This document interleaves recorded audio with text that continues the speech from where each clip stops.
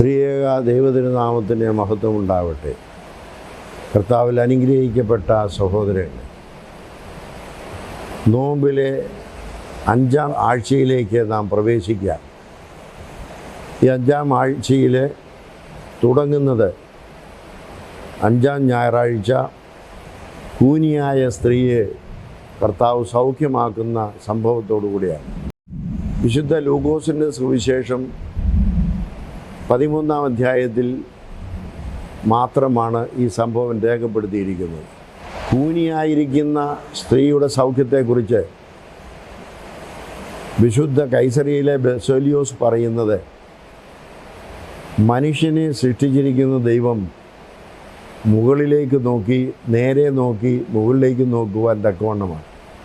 എന്നാൽ മൃഗങ്ങളെ സൃഷ്ടിച്ചിരിക്കുന്നത് അവയ്ക്ക് ഒരു പരിധി വിട്ട് മുകളിലേക്ക് നോക്കാൻ ഒക്കുകയില്ല. അവയുടെ ദൃഷ്ടിയെല്ലാം താഴേക്കാണ്. അപ്പോൾ ദൈവസ്വരൂപത്തിൽ സൃഷ്ടിക്കപ്പെട്ട മനുഷ്യനും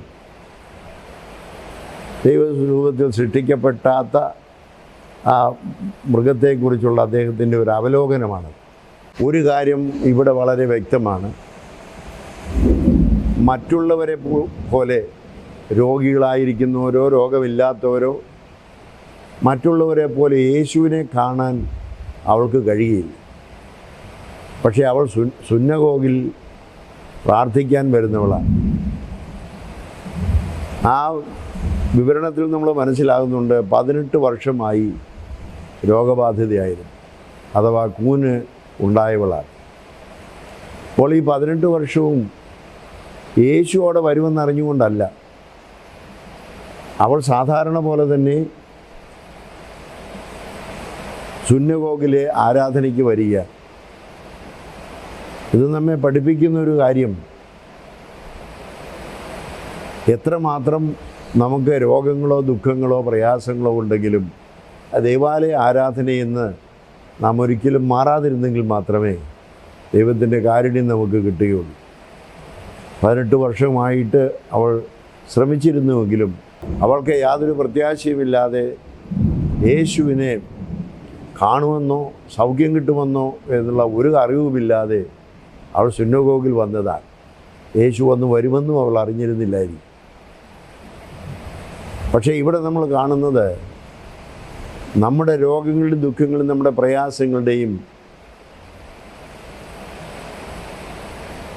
ആഴമനുസരിച്ചും സ്വഭാവമനുസരിച്ചും പ്രത്യേകമായി ശ്രദ്ധിക്കുന്ന കർത്താവിനെയാണ്. മുൻപുള്ളതായ അനേക സന്ദർഭങ്ങളിലും യേശുവിനെ കാണുന്നതായ രോഗികളൊക്കെ യേശുവിനോട് അപേക്ഷിക്കുന്നുണ്ട്, നിനക്ക് മനസ്സുണ്ടെങ്കിൽ എന്നെ ശുദ്ധനാക്കുവാൻ കഴിയും, അല്ലെങ്കിൽ എന്നോട് കരുണ തോന്നണമേ, ശതാധിപനാണെങ്കിൽ എൻ്റെ മകന് സൗഖ്യം വരാനായിട്ട് നീ ഒരു വാക്ക് പറയണമേ എന്നൊക്കെ പറയുന്നുണ്ട്. ഇവിടെ കൂനിയായ സ്ത്രീയുടെ ഒരപേക്ഷയുമില്ലാതെ അവളുടെ ആ പ്രയാസം കണ്ട് അവളെ അറിഞ്ഞ് അവൾക്ക് അസാധ്യമാണ് അപ്രകാരം ഒന്ന് പറയുവാനോ യേശുവിനെ കാണുവാനോ സാധിക്കാത്ത രീതിയിൽ അവൾ കൂനി നടക്കുന്നവളാണ്. അപ്പോൾ അവളുടെ ആ ബലഹീനത മനസ്സിലാക്കിക്കൊണ്ടാണ് കർത്താവ് അവളെ കണ്ട് സൗഖ്യമാക്കുന്നത്. അവളുടെ അപേക്ഷയില്ലാതെ അവളെ സൗഖ്യമാക്കിയതുപോലെ നമ്മളും ദൈവസന്നിധിയിൽ ആരാധനയും പ്രാർത്ഥനയുമായി എന്നും കഴിയുന്നതായ സമയത്ത് നമ്മളുടെ യാചന കൂടാതെ തന്നെ നമ്മുടെ ബലഹീനതകളെ പോക്കി നമ്മെ സ്നേഹിക്കുന്ന ഒരു യേശു ഉണ്ട് എന്നുള്ളത് നമ്മൾ മറന്നു പോകരുത് എന്ന് ഈ സംഭവം നമ്മെ ഓർമ്മിപ്പിക്കുകയാണ്. കർത്താവ് സൗഖ്യമാക്കിയപ്പോൾ അതിനുള്ള നന്മയല്ല പരീശന്മാർ കാണുന്നത്.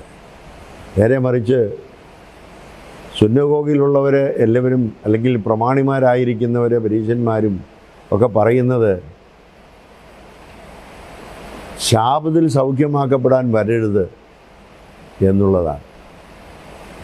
അത് അവരെ കൊണ്ട് സാധിക്കാത്ത ഒരു കാര്യം. അത് യേശു ചെയ്യുന്നതായ സമയത്ത് യേശുവിനോടുള്ള അസൂയയും കലർന്നതാണ് അവരുടെ സംസാരം. മറ്റുള്ളവർക്ക് ഉണ്ടാകുന്ന നന്മയിൽ സന്തോഷിക്കുകയാണ് നമുക്ക് ആവശ്യം.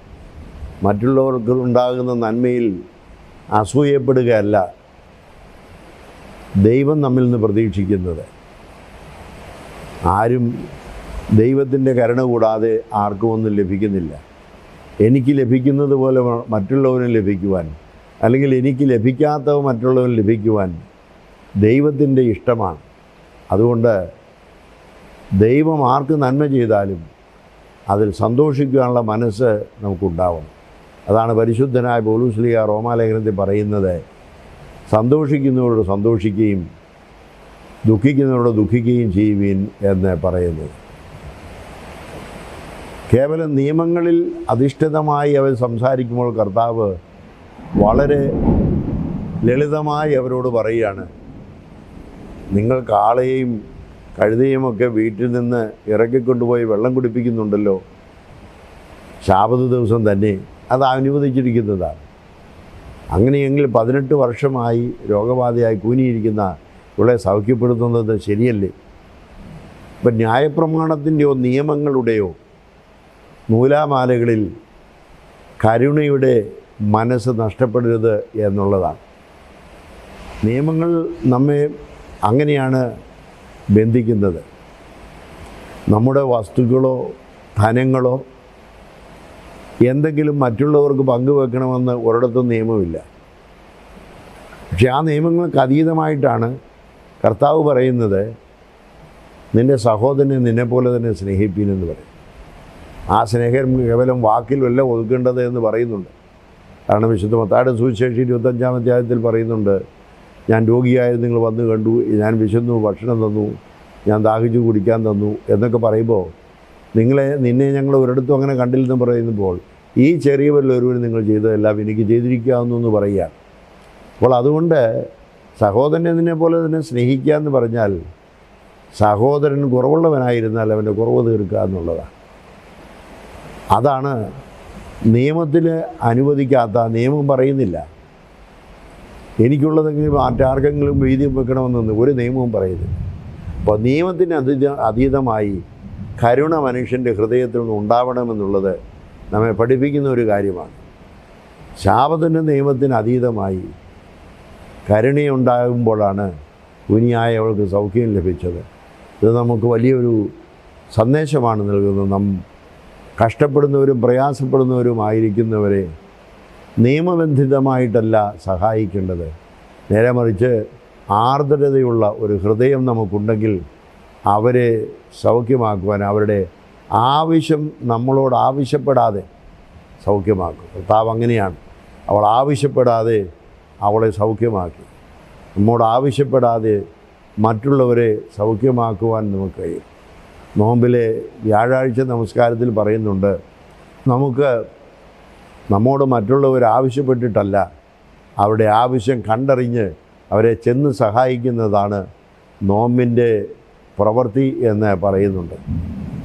അതുകൊണ്ട് അന്യായ ബന്ധനങ്ങളെ അഴിക്കുക എന്ന് യെശയ്യാ പ്രവാചകൻ പറയുന്നത്, മറ്റുള്ളവർക്ക് ഇതിനെ അപ്പം വീതിച്ചു കൊടുക്കുക എന്ന് പറയുന്നത് അവരാവശ്യപ്പെട്ടിട്ടല്ല, അവർക്ക് പ്രയാസങ്ങളുണ്ടെന്ന് അറിയുമ്പോൾ അവരാവശ്യപ്പെടാതെ തന്നെ അവരെ സൗഖ്യമാക്കണം, അവർക്ക് ആർദ്രതയോടുകൂടി അവരെ സഹായിക്കണമെന്നുള്ളതാണ് ഇവിടെ നമ്മെ ഓർമ്മിപ്പിക്കുന്നതായ മറ്റൊരു കാര്യം. അതുകൊണ്ട് യേശു നിയമങ്ങൾക്ക് അതീതമായി മനുഷ്യനോട് കരുണ ചെയ്യുന്ന കരുണാകരനായിരിക്കുന്ന ഒരു കർത്താവാണ്. മറ്റുള്ളവർക്ക് നന്മ ചെയ്യേണ്ടത് നാളെയല്ല, അതിന്നാണ്. ഏത് സമയത്ത് നമ്മുടെ ദൃഷ്ടിയിൽ, നമ്മുടെ അറിവിൽ മറ്റുള്ള പ്രയാസം അറിയുന്നുവോ അപ്പോൾ തന്നെയാണ് അത് ചെയ്യേണ്ടത്. നന്മ ചെയ്യാനുള്ളത് നാളത്തേക്ക് മാറ്റിവെക്കരുത്. തിന്മ ചെയ്യാനുള്ളത് നാളത്തേക്ക് മാറ്റിവെക്കാം. തിന്മ മനസ്സിൽ വരുന്നതായ സമയത്ത് നാളെ എന്ന് അതിനെ ചിന്തിക്കാം. അങ്ങനെ നാളെ വരുമ്പോൾ അതിനും നാളെ എന്ന് പറയാം. തിന്മയ്ക്ക് നാളെ എന്ന് പറയാം, നന്മയ്ക്ക് ഇന്നെന്ന് പറയാം. നന്മ ചെയ്യേണ്ടത് ഇന്നാണ്, തിന്മ ചെയ്യേണ്ടത് നാളേക്കിട്ട് മാറ്റിവെക്കാം.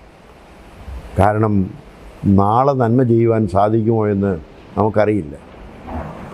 നാളെ തിന്മ ചെയ്തില്ലെങ്കിലും കുഴപ്പമില്ല, കാരണം ദൈവത്തിൽ നിന്ന് അകലുന്നതാണല്ലോ തിന്മ. നന്മ ചെയ്യാനുള്ള അവസരം ഇന്നാണ്. നാളത്തേക്കത് മാറ്റിവെക്കാൻ പാടില്ല എന്നുള്ളതാണ് കർത്താവിൻ്റെ വിമർശകരെ ഓർമ്മിപ്പിച്ചു. ഇന്നെന്ത് നന്മ ചെയ്യാൻ സാധിച്ചു എന്നുള്ളത് ഓരോ ദിവസവും രാത്രിയിൽ കിടക്കുന്നതിന് മുമ്പ് നാം ഓരോരുത്തരും ഓർക്കണം. ഇന്നെനിക്ക് എന്ത് നന്മ ചെയ്യാൻ സാധിച്ചു, ആർക്കെന്ത് നന്മ ചെയ്യാൻ സാധിച്ചു എന്നുള്ളത് ഓർക്കുകയും ആ നന്മ ചെയ്യാൻ സാധിച്ചില്ല എങ്കിൽ അതിനെക്കുറിച്ചുള്ള കുറ്റബോധം നമുക്കുണ്ടാവണം. നന്മ ചെയ്യാൻ സാധിച്ചെങ്കിൽ അതിന് ദൈവത്തെ സ്തുതിക്കുകയും വേണം. ആ ഒരു സന്ദേശമാണ് നമുക്കിത് നൽകുന്നത്. പ്രയാസങ്ങളും ദുഃഖങ്ങളും ദുരിതങ്ങളും ഇന്ന് ഈ സമൂഹത്തിൽ വളരെയധികം ബാധിച്ചിരിക്കുന്നു. ഒരു ടൈറ്റാനിക് കപ്പൽ മുങ്ങുന്നത് പോലെ ഇന്ന് ലോകം മുഴുവനും ലഹരിക്ക് അടിമയായിട്ട് മുങ്ങിക്കൊണ്ടിരിക്കുന്നതായ ഒരു സാഹചര്യമാണ് കാണുന്നത്. അപ്പോൾ ഈ മദ്യമയക്കുമരുന്നുകളുടെ കരാളഹസ്തത്തിൽ ഉൾപ്പെട്ട് നശിച്ചുകൊണ്ടിരിക്കുന്ന മുങ്ങിക്കൊണ്ടിരിക്കുന്ന നമ്മുടെ ലോകത്തിൻ്റെ കപ്പലിനെ നാളെ നമുക്ക് രക്ഷപ്പെടുത്താൻ സാധിച്ചെന്നിരിക്കുകയില്ല. അതുകൊണ്ട് അതിനുള്ളതായ പ്രവർത്തനം ഇന്നാവട്ടെ, എത്രയും വേഗമാകട്ടെ. അതിന് നിയമങ്ങൾക്കെല്ലാം അതീതമായി നമ്മുടെ മക്കളോട് കരുണയും സ്നേഹവും അലിവുള്ളവരായി അവരെ ആ തിന്മയുടെ കരാളഹസ്തത്തിൽ നിന്ന് രക്ഷപ്പെടുത്തുവാനായിട്ട് നാളെയല്ല ഇന്ന് പ്രവർത്തിക്കണം.